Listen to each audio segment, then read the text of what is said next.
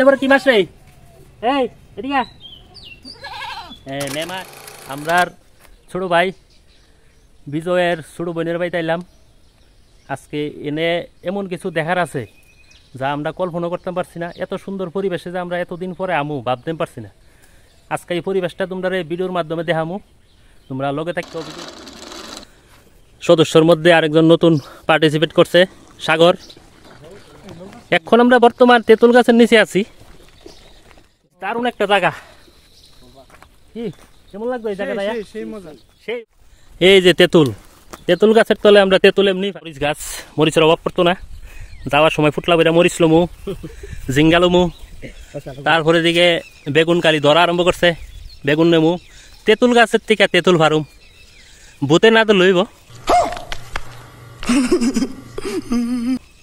তেঁতুল গাছে নাকি ভূত থাকে ছোটবেলার থেকে শুনতাছি। চলো দেখি সামনের দিকে যাই। এই যে জিঙ্গা, কত সুন্দর জিঙ্গা, লাইভ জিঙ্গা ধরছে, লাইভ।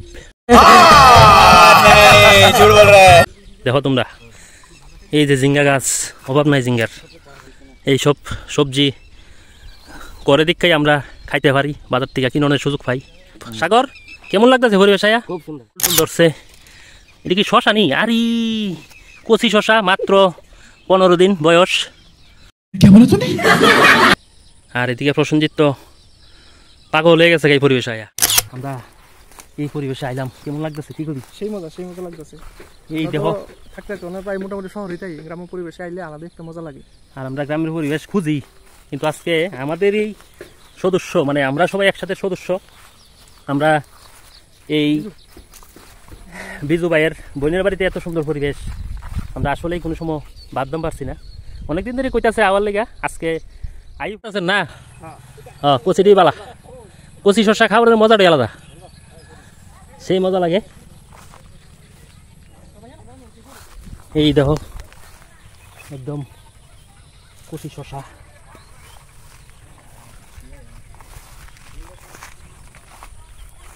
এই দেখো গালি করাইছে শসাটি। আপনি তো লই যাচ্ছেন না, তো প্যাকেট ম্যাকেট লই ভালো আছো না? চলো দেখি এক গাই সামনে দিকে। খাওয়ানোর লেগে কয়েকটা শসা পারলাম, আর এদিকে শসাটি নিয়ে ওইখানে জল আছে, জল দিয়ে ধুমু, ধুইয়া তারপরে খাইলাম।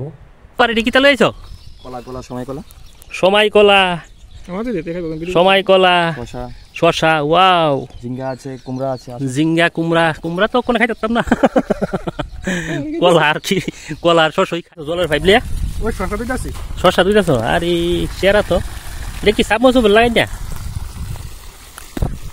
কি খাস তুই? আরে শসা কামড় দেওয়ানোর আওয়াজ ফোন তো এবারে মোবাইলের ভিতরে কি কামড় মারে দিয়ে।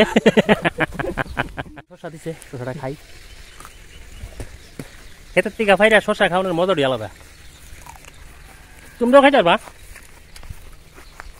তোমরা আমাদের এই চ্যানেলে সাবস্ক্রাইব করিয়া ফলো করিয়া আমরা সদস্য হয়ে যাবা, বলে তোমরাও লই আমু। কি রে, এটা তো দেড়ের গাছ না?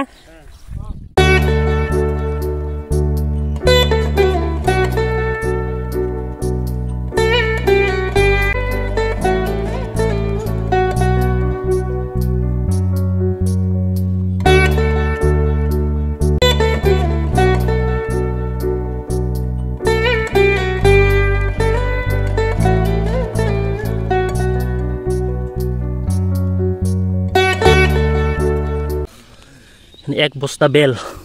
আমরা সাধারণত এই বেলগুলা কিন্নাও পাই না, মানে কিন্না পাই না বলতে বড় টেয়া থাকে, কিন্তু বাজারে বেলের শর্ট, বেলের অভাব। আর এই জায়গার ভিতরে দেখি বস্তা বড় না বেল।